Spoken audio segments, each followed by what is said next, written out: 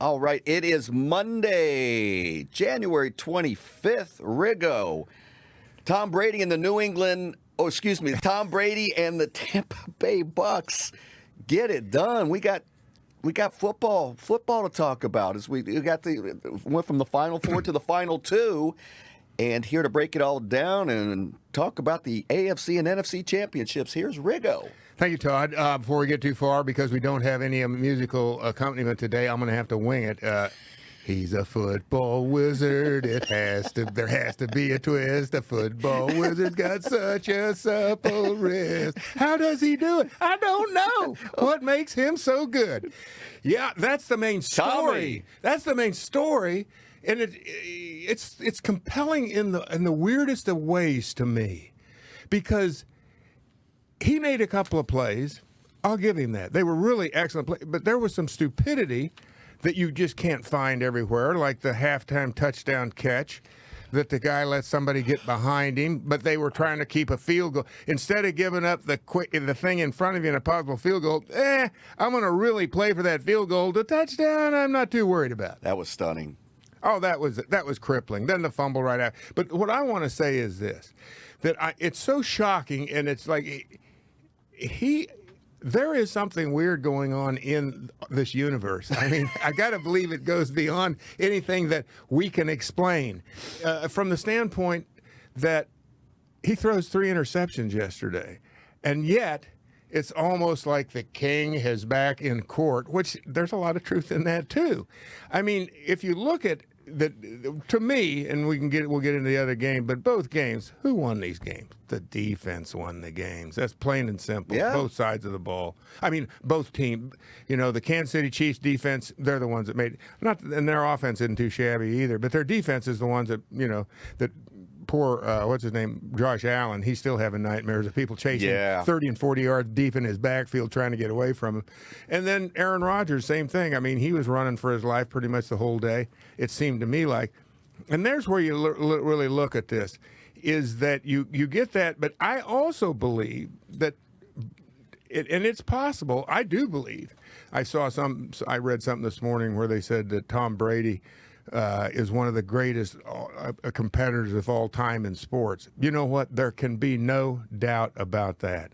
The fact that he's at his age, but sometimes, and he's obviously one of them, you don't necessarily feel your age. He doesn't look his age. But think about this. When you think about the way he's played the quarterback position, the only real stress that I would say for him is throwing the football. He's not, in other words, it's his arm, but it's like a major league pitcher, really. Right. That's the only thing that I would see where he's not a guy that ever scrambles. He's a guy that rarely ever takes a real hit. You can see that he also knows when to get on the deck. The one sack that he took, you could see right away he sensed that there was pressure. It was hopeless. Just get down on the ground and get up and make another play. Incredibly, perceptive player. Incredibly experienced player. I mean, he's a tough nut. And in so many ways, I mean, you flip it back the other way. Are we to believe that because he is this great player, great competitor, had he played for New England this year, would New England be in the Super Bowl? I don't know. Right. I would have to say I don't think so, but that's for the big, huge, the people that believe that Tom Brady could do no wrong. They go, oh yeah, hell yeah. I mean, you bring him in here to Washington next year. Get him in here in Washington. Washington's going to the Super Bowl. Hey, man only has so many magical powers. That's true. Riggo. He doesn't have that shot in his bag, right? Listen, he wasn't stupid enough. He goes, I think I like what they're doing down in Tampa. I think I could be a nice little compliment. That makes him probably the most famous carpetbagger of all time. There's no doubt in my mind. A man's got to know his limitations. I'm telling you, did he sniff that one out and sniff it out well? And everything's working out great for him down there. But I was kind of like, look, I mean, the first thing, not the coach, not anybody. When they had, I mean, I didn't watch the whole thing, but I could hear it because I left the TV on. But I forget who it was, the guy from, and I think it was their sideline reporter that was handing out the George Halas Trophy. I think it was right away, it was Tom Brady. He didn't say anything about Bruce Arians. He didn't say anything about the Tampa Bay Bucks. I mean, it's just like, to me, I find that a little repulsive, to be honest with you, because but I guess really when you look at it from a news angle, I guess, this is what you can sell, or is that what the NFL wants you to say? 100%. Well, I mean, he's the golden child, and they're going to milk it for as long as they can. The story's remarkable. And hey, Bruce, It is. Bruce, you've been there. Bruce, you were No, here he last hasn't. year. Only as an offensive coordinator. Well, okay, but he was in Tampa. Yeah. He was in Tampa. So who's the guy that came in and Made it all right. And it was the Brady's Rodgers. If it had been flipped, it would have been Aaron Rodgers accepting it. And that to me is kind of, well, that's true. And that to me was the difference, really. I mean, plug some other quarterback. In other words, if Brady and Rodgers would have traded positions yesterday, how would that game turn out? Wouldn't that have been interesting? If Rodgers is playing for the Tampa Bay Bucks, how's that turn out? Yeah. Because I thought that, like I said, I don't recall, but it seemed to me that number 12, he didn't have a whole lot of pressure on him all day. No. There was moments. There was a moment, two here or there. But from that standpoint, I'm going, well, everybody, it's kind of where it's weird. Here's a guy that has done things that no human has ever done in the NFL at the quarterback position. And you can actually make the argument at any position. And yet, you see the signs that, and I was joking about it last week about El Cid, the famous Spanish general that scared the hell out just by being dead. That was all they showing needed. up. They headed home when they said, that El Cid? It was I home think it field is. advantage plus 10. And But I think that he's turned into this mythic character in a way where he elevates everybody around him that they feel like, I think there's something really psychological based on all the success he's had that down in Tampa, and then let's face it, here's what's so perplexing. Green Bay has a pretty good football team. really good. Yeah.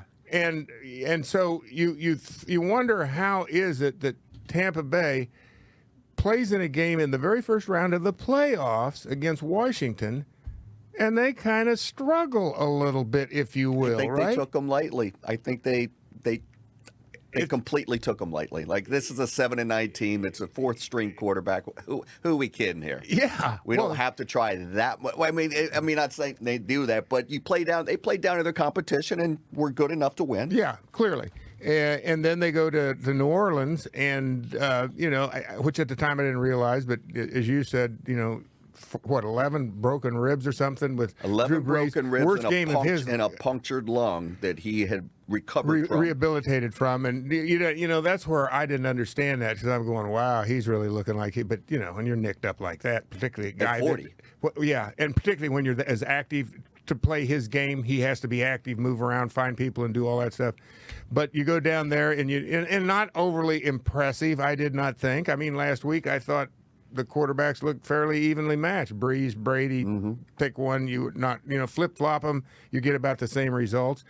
But but yesterday it was one of those deals where I can't figure out how a team turns it on, turns it off.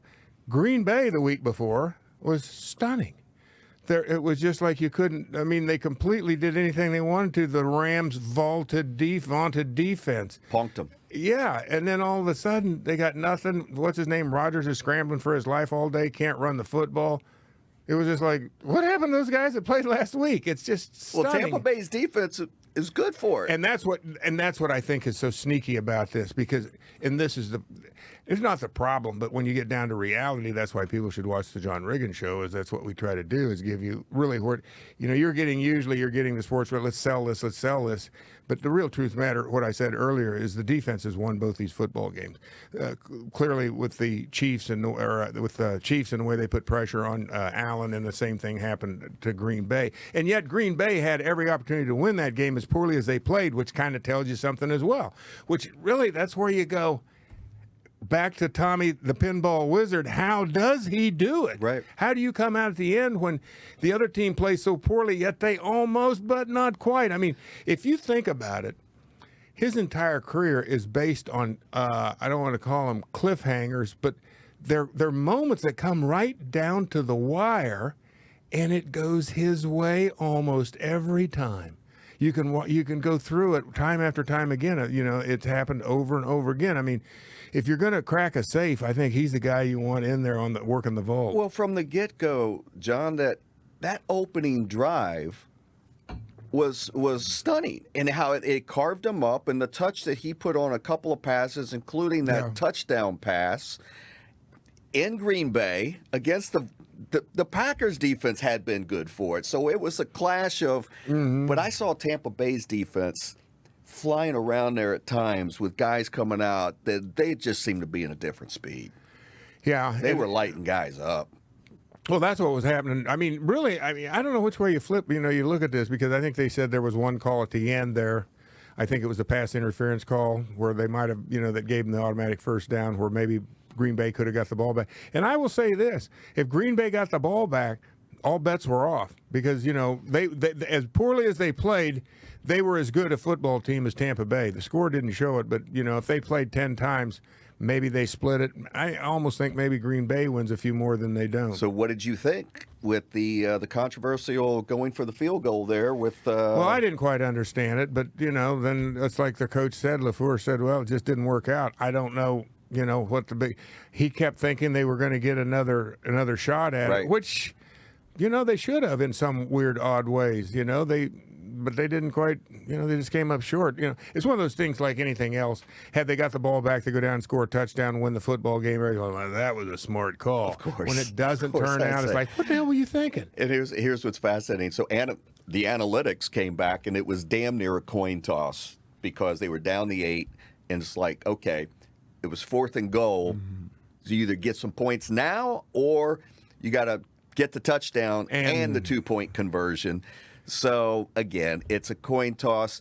But the one thing that, and Aaron Rodgers, we all know, we saw how that end zone was wide open, where he decided to pass against his body versus where it looked like he had a clear path to the end zone. Oh, right. And yeah, that's what I thought. To me, I figured, and particularly guys played as much as he has, when he turned that corner, rolling out to his right, I'm thinking if you run straight at the linebackers, they've got to come straight at you. And then you make your angle to the corner, and they can't, there's a fine line in there where you're going to get the drop on them, because they don't know when you're going to make that break. Right. It'll be just enough I couldn't figure that out either. Yeah. So, I thought the same thing. I'm going, what, he's going to throw the football? And it was like a desperation throw. It was weird. And speaking of desperation throws, you saw Brady throw a couple of desperation balls yesterday. That one that, he could have easily had 4 interceptions. Another one was dropped by the safety. Yes. He was right there in perfect position, went right through his hands.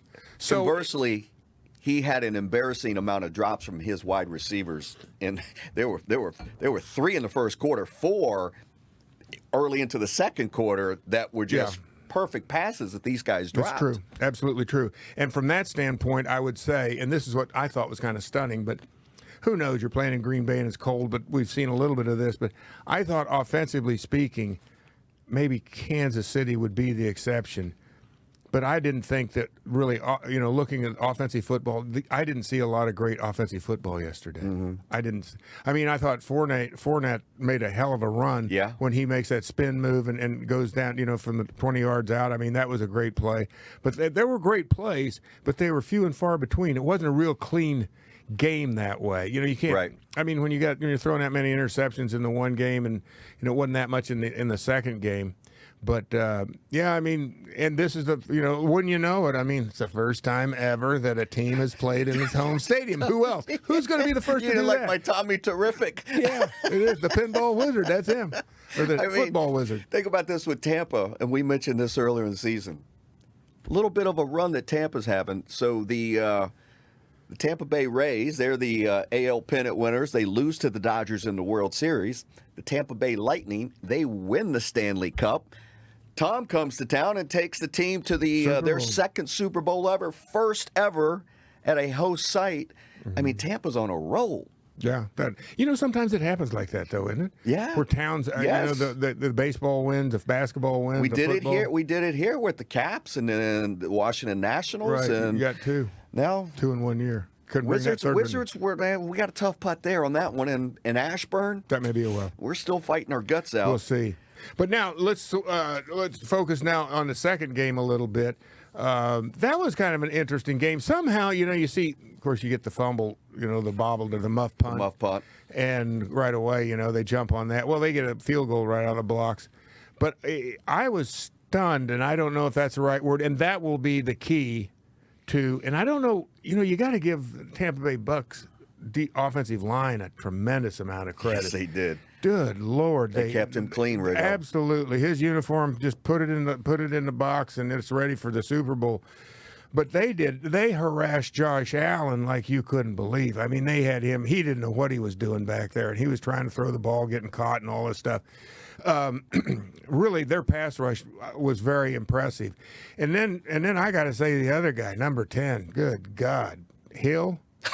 Whoa! You think he's got some wheels? Whoa! I tell you, Usain Bolt would have trouble keeping up with him. The cheetah. Only they call him. because he's so short. Yeah. Lightning might be insulting him to say he's lightning quick. He'd go, I'm faster than that. I'm quicker than that. Because he gets DBs, and they're almost. It's just like hit, and he makes one step here, back this way.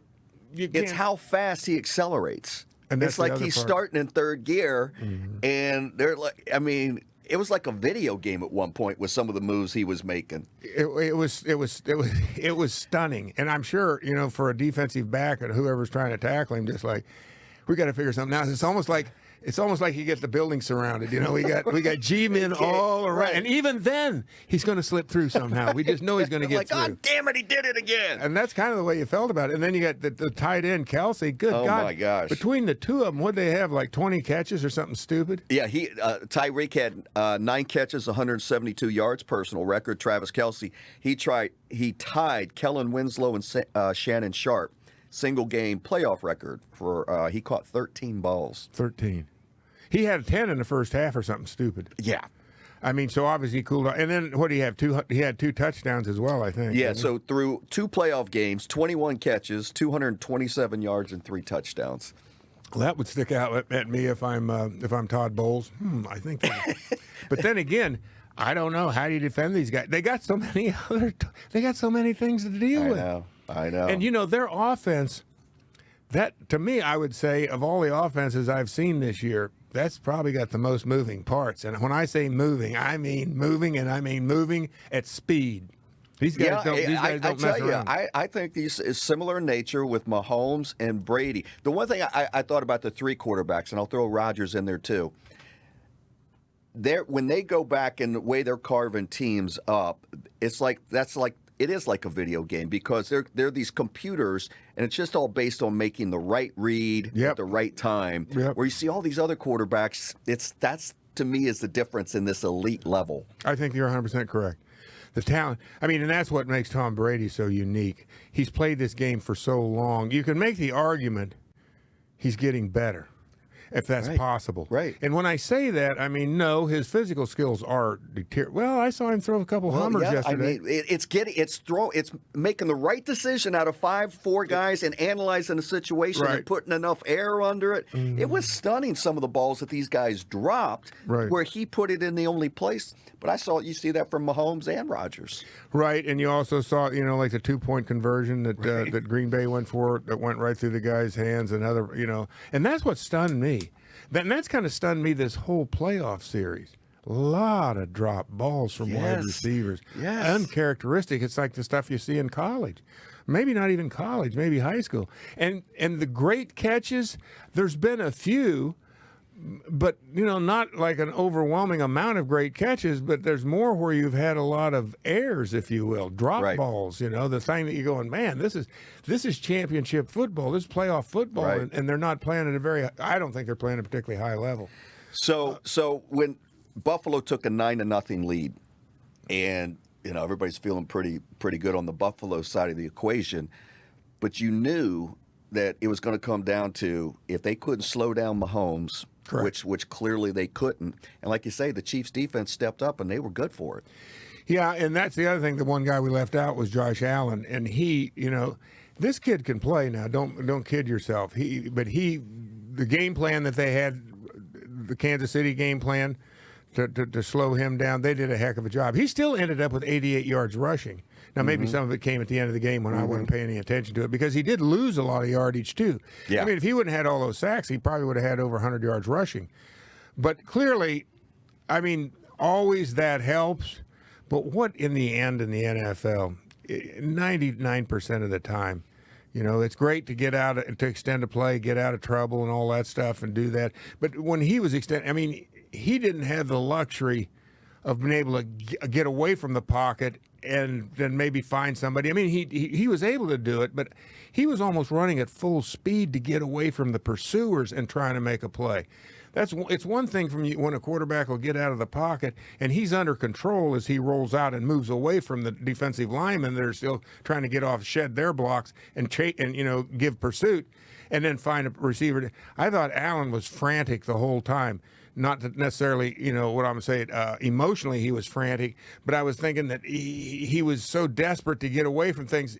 Everything was moving so much faster than it had to when he had to scramble. It was very difficult for him to actually, throw the ball accurately and get the ball to where he wanted it to go to.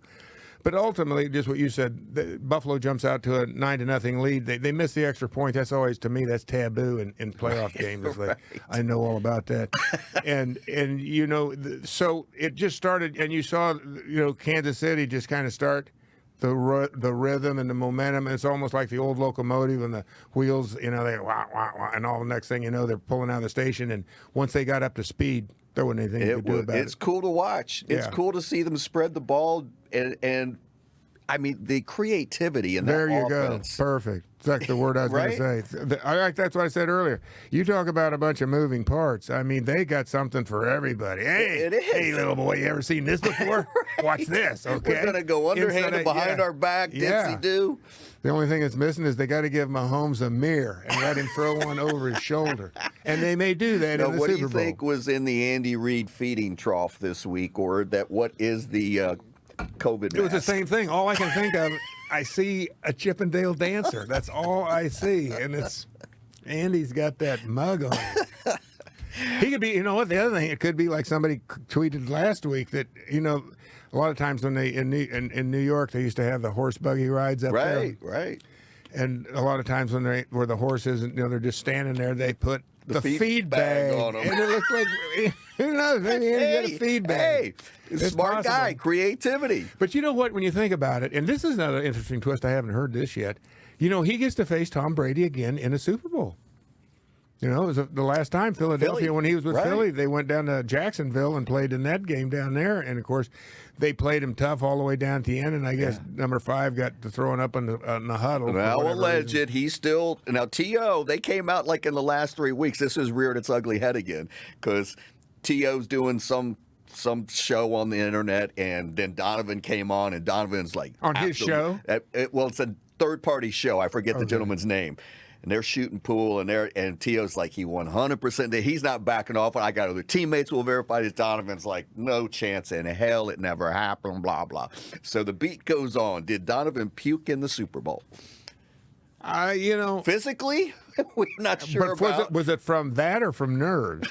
But it's a little late in the game to have nerves, ain't it? But he could be one of those guys, that's always like, You always said through each progression of the playoffs, it's a different speed. It's a different Yeah, but level. I'm talking about in the game when this allegedly happened. It was in the second half. It wasn't the first play of the just game. Hit him. Right? Huh? Wait a second. I mean, finally he realized, hey, I'm playing in a This Super is Bowl. 1 billion people watching this. It finally dawned on him. Speaking of which, so they go to Tampa here in 2 weeks, Riggo. 22,000 fans will be allowed to attend. 22. 14,500 ticket buyers. That is going to be divvied up by the NFL. 7,500 I know what this is. vaccinated healthcare workers at the NFL. That's nice. That's Surprised them as invited guests, which is a great gesture and the right thing to do. And this is the first time Tampa Bay versus Kansas City in a playoff meeting of any kind in any sport. Is that right? Any kind.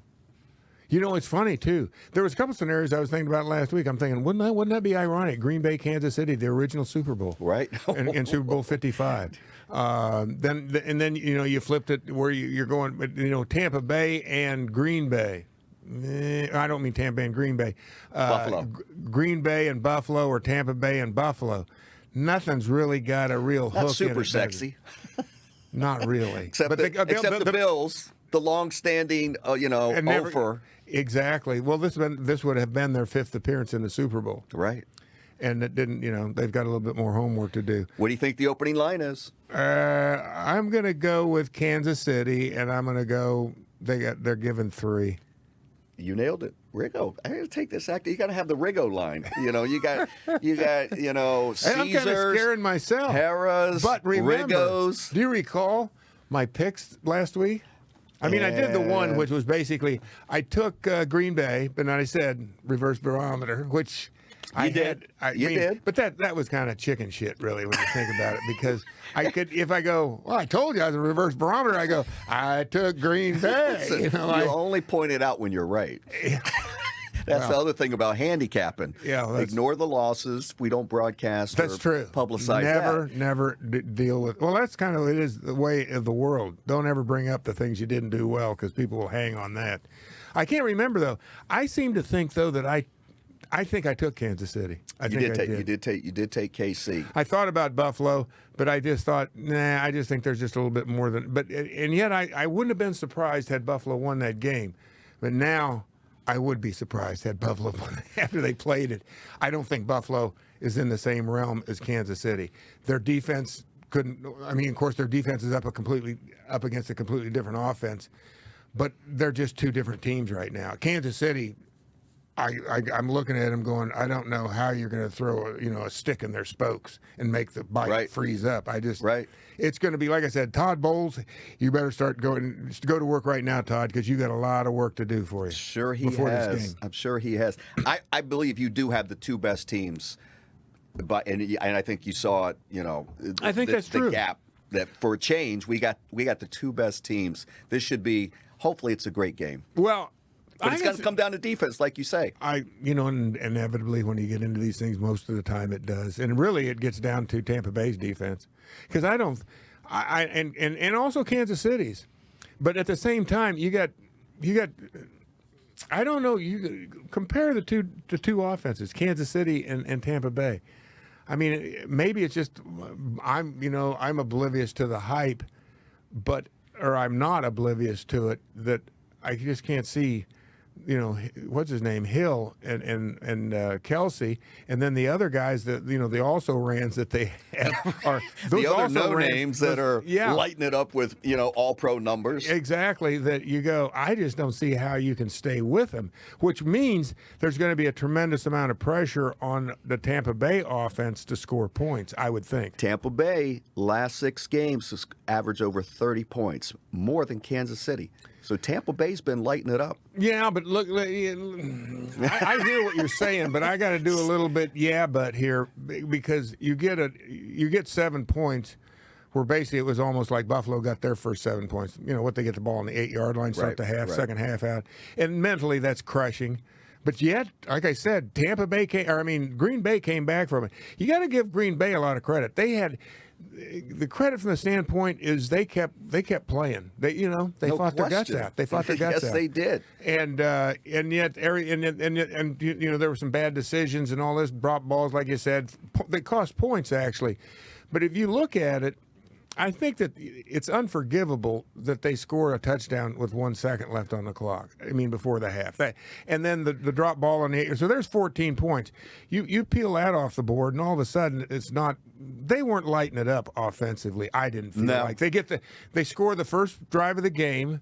Then you get those two. There's 21 points right there. From my perspective, it's not like they just kept handing. Let me put it to you differently. Compare how they scored points yesterday, Tampa Bay, against Green Bay. Compare that with how Kansas City scored points against Buffalo. One was a true machine at work. The other one was hit and miss, sputter here, sputter. Look what we found over here. One of those type of deals. No question. Fortuitous for the most part. No question. And that's the part to me, I think, for this upcoming Super Bowl that people are going to be wowed by. The Kansas City has Andy Reid, and there's a guy who probably hasn't gotten enough credit over the years, because he was in Philly all that time. Best thing that ever happened to Andy Reid was getting fired by Philadelphia. That was to get away from them. Right. And I also think I would always wonder this question: did he pick Donovan McNabb? Was that his pick? Mm-hmm. It was his pick. No. I pondered the same question. Yeah, I mean, remember it was always. I was in New York at the time. That goes way back. But it was always, what's his name? Ricky Williams was the guy that Philadelphia thought they were going to take, and the fans were very unhappy about it. And McNabb played. McNabb had a decent career. Don't get me wrong, but I'm always wondering if that was Andy's pick. And Todd, I'll never really believe that talking about Don McNabb when they made the trade from Philly to come to Washington that Mike Shanahan had anything to do with that. I just can't believe that. Not his guy at all. No, I don't think so. So I mean, that was his first day on the job. Oh, by the way, we're going to. Hey, now that we got you under contract, here's how it really is. Yeah, exactly. So I'm sure that was an eye opener for him. But then he called his agent and he said, "How much are they paying me?" And they told him, he said, "Okay, I can work at number 5." Well, this is all part of the job. Yeah, I was talking to a guy the other day, and it was something about some job someplace, and I told him, I said, well, what my information about that place is that it's not, it's a dead end there. They don't support, you're not going to get the kind of support that you would think you need. I said, but ultimately, if it were me, it comes down to how much is that paycheck? How much is that doggy in the window? Okay, I think I can work. I'm going to do my job. Yeah, exactly. That's kind of the way I operate. Well, we got 2 weeks that we'll be drilling into the Super Bowl, the preview, the hype. Now, what's interesting, John? This year, with the pandemic, the Chiefs are not even allowed to travel to Tampa until 2 days before the game. Mm-hmm. There is no media day. There are no parties. Yeah. There is none of the celebration that the hype that is. All of that's gone this year. That's kind of, I don't know what to say about it. We were going to talk about this, a couple months ago, which wouldn't have really made any sense back then. But now it makes perfect sense. How much money is this costing? Yeah. Well, it's not only the NFL, but how the city of Tampa is just like, whoa, did we pick the wrong year to get the Super Bowl? Huh? Can't catch a break. They caught one break. They got, their team is in the Super Bowl, but it also, you're playing in Tampa. We talked about this affecting Tampa because can you imagine the revenue? It's in the billions of what they have lost because they couldn't host World Series games, right? That was in a neutral I didn't place. Know that. In hockey, there's no fans. There's none of this, and now you get the trifecta. And congratulations, that's awesome. But this is in the billions. This is some of the biggest business in the country. Yeah, and I just saw something today in the paper that stunned me, and this is weird. Pepsi, Coke, and one more. They're not going to have any ads in the Super Bowl. Budweiser. And it was Budweiser. I thought it was a beer. First time in forever. Probably from the beginning. I think it is 54 years. That they're putting their money into the virus stuff. And those commercials are at record numbers. They're like $6.5 to almost $7 million for a 30-second spot. I'm wondering now this year what that's going to be like. They're still commanding the same price? Salary cap reduction. But see, the actual inventory for pure commercials is they're doing great. They'll end up. I would think that's true because viewership will be off the charts. That's all we got. That's all we got. So they're not hurting that way. So I think the pregame just started. So now this is the pre. Pregame. You just got to call it pregame so you can get a premium for that commercials because now they're desperate. Well, and that made me think if you are one of the 22,000 fans, something like that they're going to 22.5. Obviously, you can probably get a hotel room pretty good rate. They say, the article I was reading said, expect to, spend some money. But I'm not. I mean, on the ticket, what's the NFL going to do? All of a sudden, they're going to triple the price of a ticket? I mean, are they going to start scalping tickets? I mean, they're going, oh, yeah, no, don't look at that. Up for this. It might say $500, but it really is $5,000. That's how much that ticket is. I mean, I have no idea. And I would think, and the other part of it is, if you're a fan and you are, do I want to say lucky enough to have access to a ticket? Do you really want to go? I mean, I think for the fans that they were making them available to, that these are the folks that like Kansas City is a once in a fans? lifetime opportunity.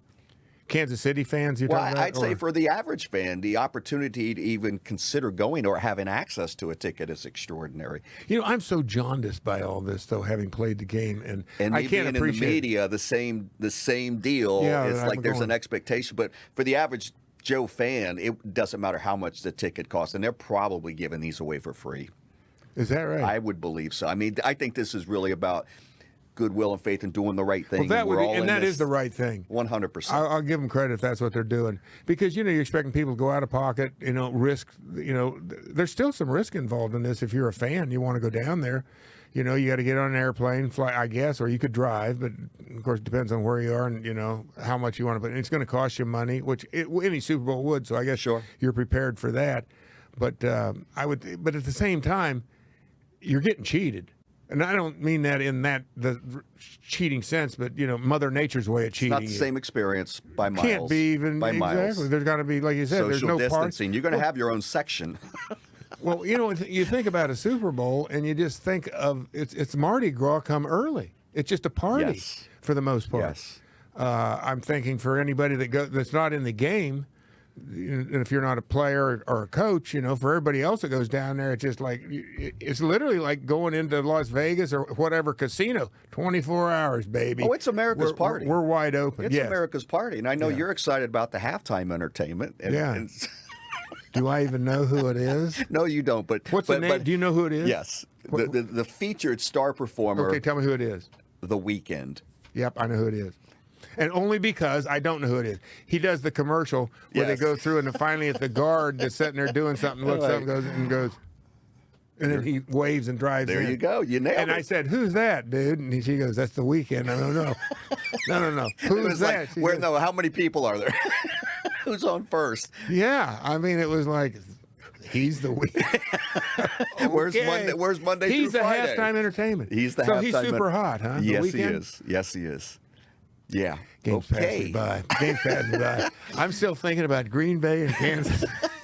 The frozen tundra of Lambeau Exactly. Field. There you go, John Facenda. All right. Well, Riggo, that is the wrap on the AFC and NFC championships. We're good for it, I guess. So I guess we'll see you on Friday, I think, right? Friday? Is You that got when we come it. back? Well, hey, Riggo out. Bye-bye.